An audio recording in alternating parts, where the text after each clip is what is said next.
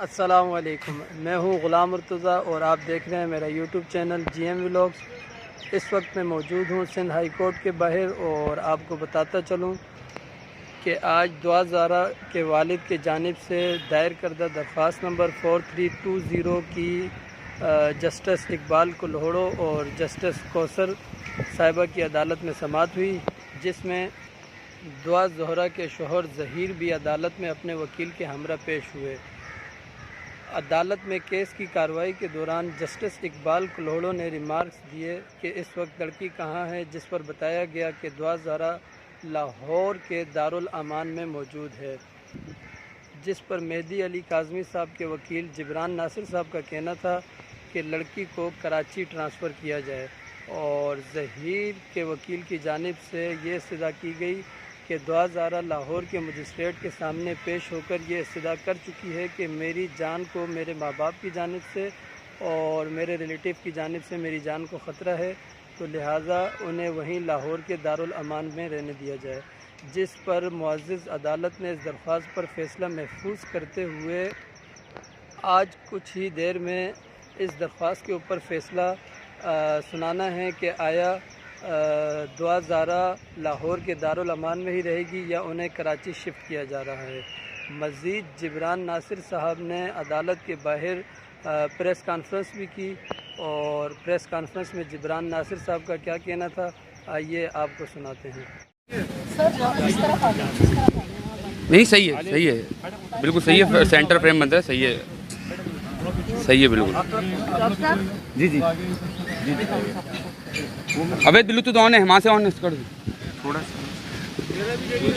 ओहो जी। अच्छा जी, बिस्मिल्लाहिर्रहमानिर्रहीम। फिर से एक बार मीडिया के तमाम दोस्तों का शुक्रिया जो इस केस से जुड़े हुए हैं, वालिदैन की आवाज़ बने हुए हैं, हक़ाइक़ के ऊपर से जो है वो पर्दा हटा के उनको अयां कर रहे हैं। आज ऑनरेबल सिंध हाई कोर्ट में हमारी समाअत थी। आपको पता है कि हमसे भेजा कि हमने एक दरख्वास्त दाखिल की हुई थी और उस दरख्वास्त के हवाले से जब पिछली बार समाअत हुई थी तो मामले के हक़ाइक़ और फैक्ट्स कुछ और थे, और जब तारीख़ आज पड़ी तो उस दौरान बीच में 2 से 3 चीज़ें हुई जो हमने अदालत के सामने रखी। एक तो हमने कहा कि जी बच्ची फ़िलहाल दारुल अमान में है लाहौर के, और मुबैना तौर पे अपनी दरख्वास्त के साथ है, और मुबैना तौर पे ये भी कहे कि जी मैं अलहदा हो चुकी हूँ अपने शौहर से, जिसको शौहर कहा जा रहा है, और तनहा एक तरीके से लवारिस होने की कैफियत के अंदर मुझे दारुल अमान में रखें, चूँकि उसका एक मौक़िफ़ रहा है कि वालिदैन से भी ख़तरा लाहक है।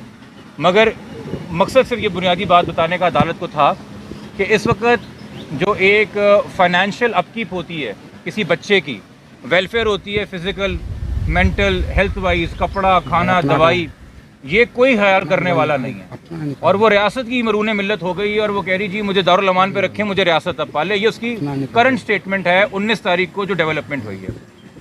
दूसरा, मैंने उनको बताया कि जी एक व्यू फॉर्म कर लिया है पुलिस ने कि चाइल्ड मैरिज एक्ट लगता है, किडनैपिंग लगती है, बच्ची को बाजियाब कराना है। तीसरा, इस हवाले से सिंध हुकूमत ने पंजाब हुकूमत को ख़त भी लिखा है कि ये बच्ची हमें यहाँ पे चाहिए।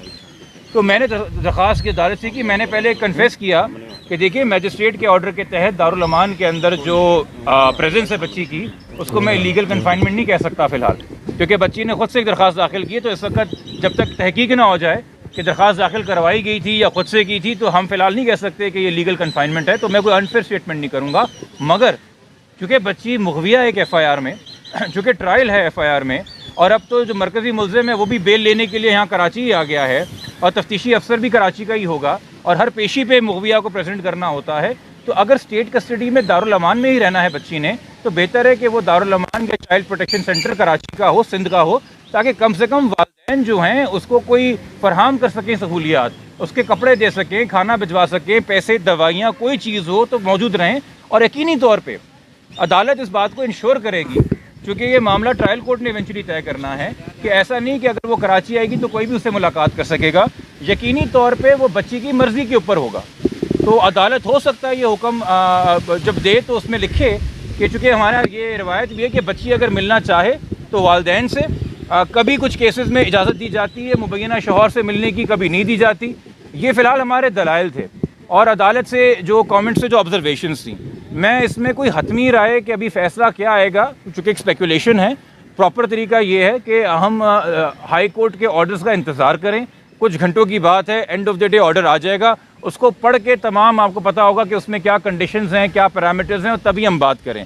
कबल अज़ वक्त कोई खुशी की नवीद सुना देना या कबल अज़ वक्त असफुर्दा कर देना, मेरे ख्याल में दोनों ही गैर मुनासिब बातें हैं। जो आपने आर्गूमेंट किए थे और दुआ की दरखास्त पढ़ के सुनाई, पुलिस की रिपोर्ट क्या जो प्राइवेट रिपोर्ट थी वो पढ़ के सुनाई, तो उस पर अदालत की ऑब्जर्वेशन थी क्या? अपनी ऑर्डर नहीं, ऑब्जर्वेशन क्या था? देखिए, अदालत ने ये एक तरीके से राय ली पीजी साहब से। आपके ख्याल में बच्ची दारुल अमान लाहौर रहे या उसे प्रोविंस ऑफ सिंध के किसी शेल्टर होम में होना चाहिए? प्रोसिक्यूटर जनरल ने अपनी सबमिशन दी कि जी यहाँ होना चाहिए। उन्होंने एडवोकेट जनरल के दफ्तर से पूछा, उन्होंने कहा जी यहाँ होना चाहिए।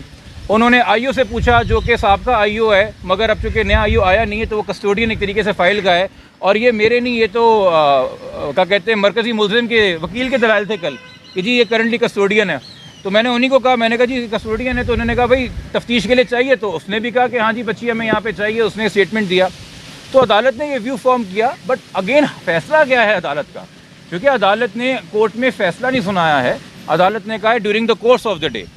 मगर जो मेरे ख़्याल में एक व्यू फॉर्म है, और जो एतराज़ था मुलज़िम के वकील को, एक तो उन्होंने पहले एतराज़ किया कि ये चल रही है अब से बेचा की कार्रवाई, वो कह रहे हैं जी मेरे बैंक अकाउंट फ्रीज़ हुए हैं जिसका इस केस से कोई लेना देना नहीं था।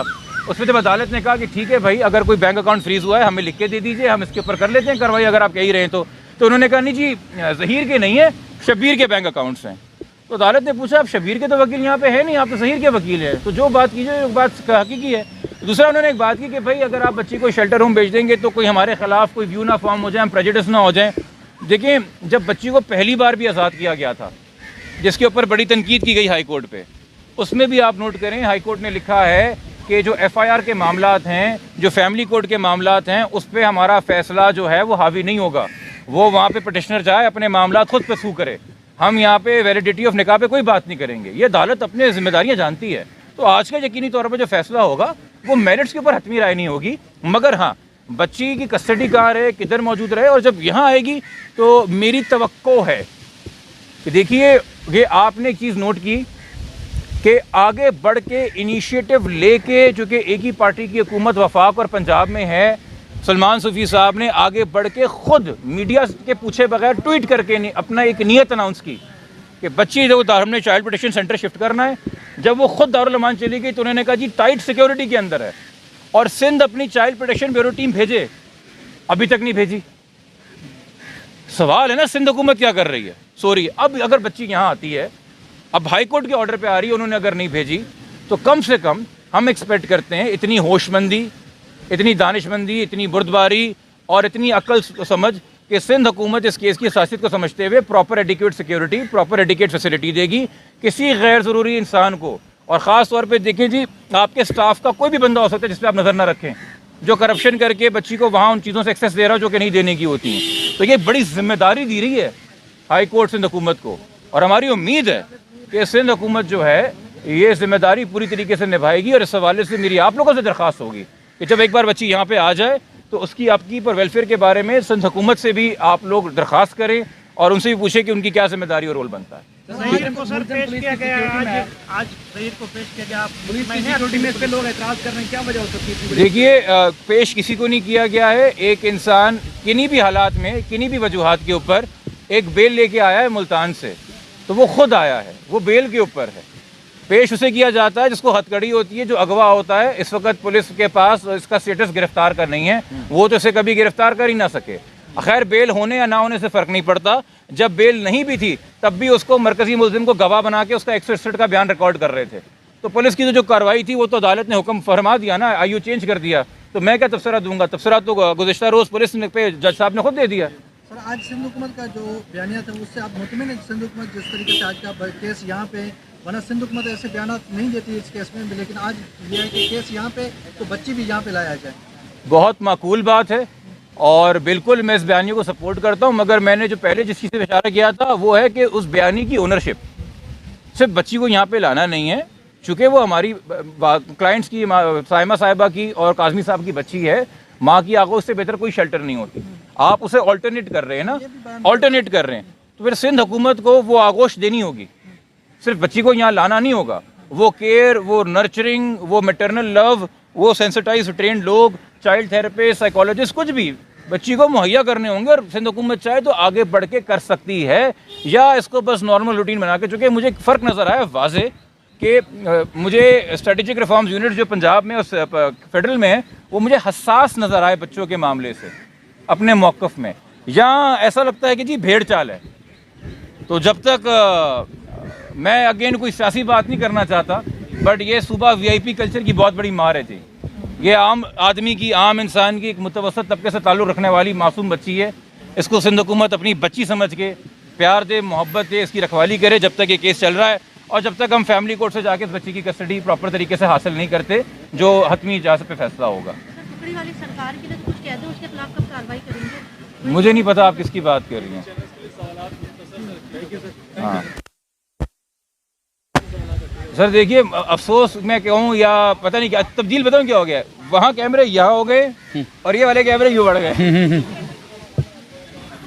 हाँ थोड़ा सा सही है। कोई और आपने बात हो गए? शब्बीर का स्टेटस बता दें, कल आपने उसको नामजद करवाया और उसका स्टेटस तो मफरूर का इस वक्त, उसने तो कहीं से बेल अप्लाई नहीं की है। तमाम के तमाम लोग जो पहले से नामजद है 33-35 लोग, वो तमाम मफरूर हैं, ठीक है। बट अभी मैं आप सबसे कहूँगा, आप लोगों से भी दरख्वास्त करूँगा, खुदा के वास्ते अभी कोई भी हतमी राय देने से पहले इस ऑर्डर के ऊपर बतौर वकील आपसे दरख्वास्त कर रहा हूँ, हाई कोर्ट के ऑर्डर का इंतज़ार करें, उसके बाद अपनी राय दें। जो यहाँ पे कोर्ट रिपोर्टर्स मौजूद हैं वो जिम्मेदारी को समझते हैं। जो नए दोस्त यहाँ पे इस केस को फॉलो कर रहे हैं उनको मैं बता रहा हूँ, जब तक ऑर्डर तहरीर में ना आ जाए, उसको A to Z ना पढ़ लिया जाए, उस पर हतमी व्यू ना दिया जाए। बहुत शुक्रिया, थैंक यू। तो ये थी जिब्रान नासिर साहब की प्रेस कॉन्फ्रेंस जो आपने सुनी, और अदालत का 2 रुकनी बेंच जिसने आज दुआ ज़हरा की लाहौर दारुल अमान में रहने या ना रहने की दरख्वास्त के ऊपर फ़ैसला महफूज कर दिया गया है। मुअज़्ज़ज़ अदालत उसके ऊपर क्या फ़ैसला करती है वो आज 2 या 3 बजे तक सामने आ जाएगा। ये दुआ ज़हरा केस की अब तक की अपडेट थी। अपने मेज़बान ग़ुलाम मुर्तज़ा को इजाज़त दीजिए। देखते रहिए GM व्लॉग। अल्लाह हाफ़िज़।